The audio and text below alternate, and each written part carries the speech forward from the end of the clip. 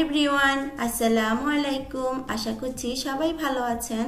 Nusaiba cooking স্টুডিওতে আপনাদের সবাইকে ওয়েলকাম জানাচ্ছি।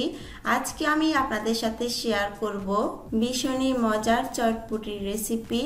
সহজভাবে কিভাবে পারফেক্টভাবে তৈরি করবেন সেই রেসিপিটাই শেয়ার করব। আশা করি আমার আজকের চটপটির রেসিপিটি আপনাদের কাছে ভালো লাগবে। চটপটি তৈরি করার জন্য এখানে নিয়েছি 2 কাপ পরিমাণ ডাবলি। এখানে আমি ডাবলিটাকে ভিজিয়ে রেখেছি 5 ঘন্টার জন্য। চাইলে সারা রাতও ভিজিয়ে রাখতে পারেন, এতে করে ডাবলিটা ফুলে ডাবল হয়ে যাবে। এ পর্যায়ে ডাবলিটাকে নিয়ে সরাসরি পাতিলে ঢেলে দিচ্ছি।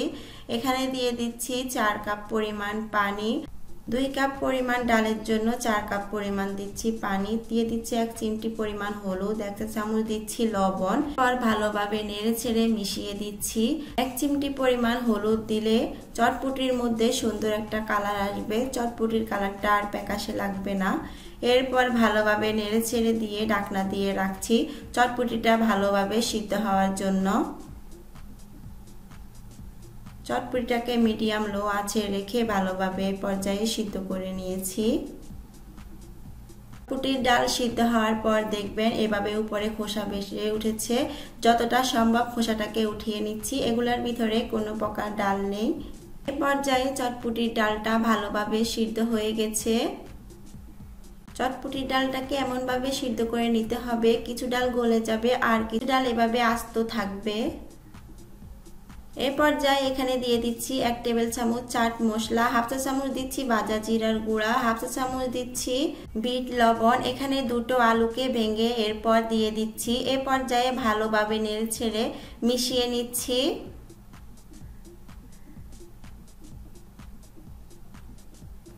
এরপর এরকম পাতলা থাকা অবস্থায় চুলো থেকে নামিয়ে নিচ্ছি। চটপটিটাকে ঠান্ডা হওয়ার পর আরেকটু ঘন হয়ে যাবে।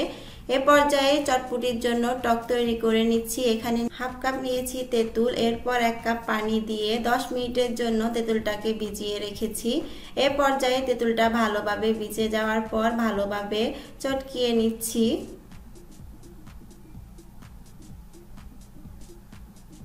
এ পর্যায়ে তেঁতুলটা ভালোভাবে চটকানো হয়ে গেলে এরপর চাকনির মধ্যে নিয়ে ছেঁকে নিচ্ছি। ছেঁকে তেঁতুলের পিউরিটাকে বের করে নিচ্ছি।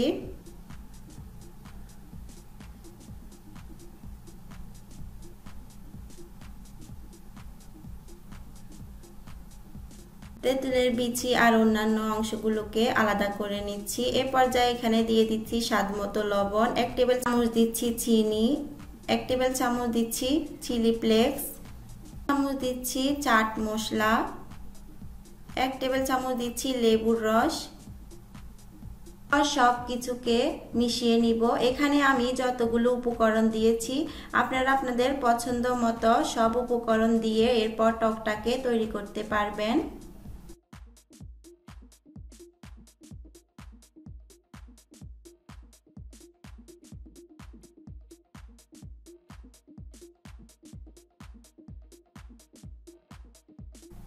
এ পর্যায়ে টকটা তৈরি হয়ে গেছে।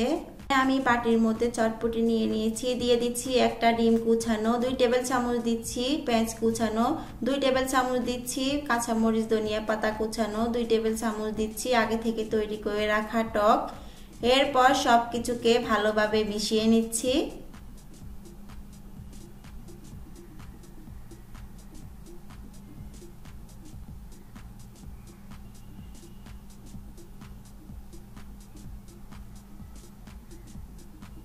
এ পর্যায়ে ভালোভাবে মেশানো হয়ে গেলে উপর দিয়ে পরিবেশন করে নিচ্ছি। দিয়ে দিচ্ছি পেঁয়াজ কুচানো, ধনিয়া পাতা কাঁচামরিচ কুচানো দিয়ে দিচ্ছি।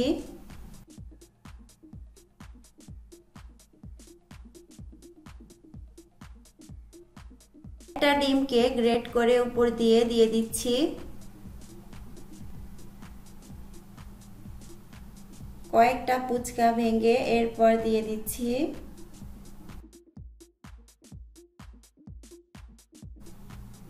খানিকটা দিচ্ছি তেঁতুলের টক। এরই মাঝে তৈরি হয়ে গেল স্পেশাল মজার চটপটি। আশা করি আমার আজকের সহজভাবে তৈরি চটপটি রেসিপিটি আপনাদের কাছে ভালো লেগেছে। ভালো লেগে থাকলে বাসায় ট্রাই করবেন। আজকের মতো এ পর্যন্তই। আল্লাহ হাফেজ।